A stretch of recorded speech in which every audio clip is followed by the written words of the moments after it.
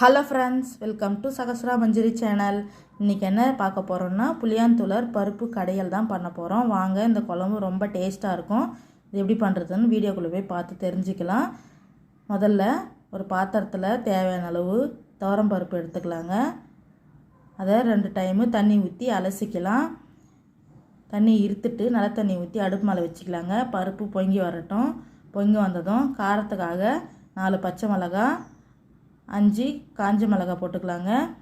7-8 பல் பூண்டு சேர்த்துக்கலாங்க. இது கூடவே 3 பழுத்த தக்காளி சேர்த்துக்கலாங்க. இது நல்லா மிக்ஸ் பண்ணி விட்டுட்டு இது வேகட்டுங்க. இது வேகிற கேப்பில் நாம் எடுத்து வச்ச புளியாந்துளரை க்ளீன் பண்ணி எடுத்துக்கலாங்க.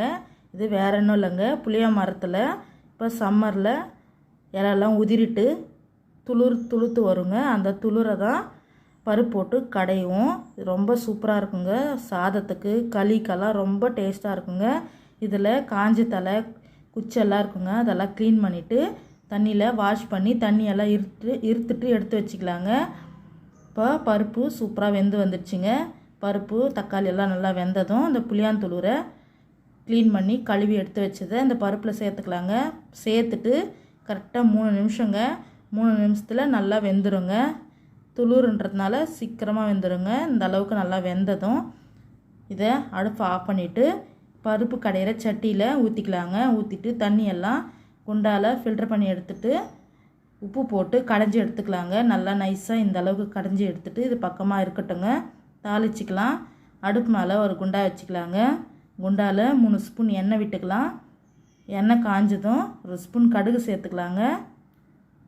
கடுகு வெடித்ததும் ஒரு பெரிய வெங்காயம் நீல வாக்கில் கட் பண்ணி எண்ணெயில் சேர்த்துக்கலாங்க. எண்ணெயில் சேர்த்து நல்லா வதக்கி விட்டுக்கலாம். பொன்னிறமாக வதங்கட்டும். கூடவே ஒரு கொத்து கருவேப்பிலை சேர்த்துக்கலாங்க.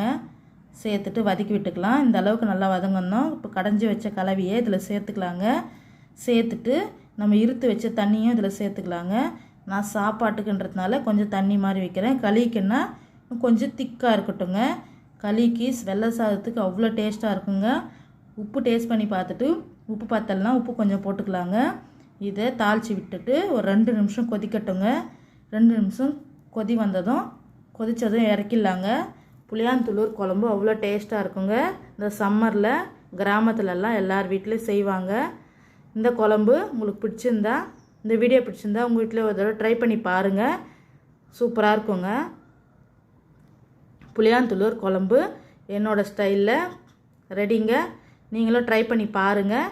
Thank you friends. பாய்.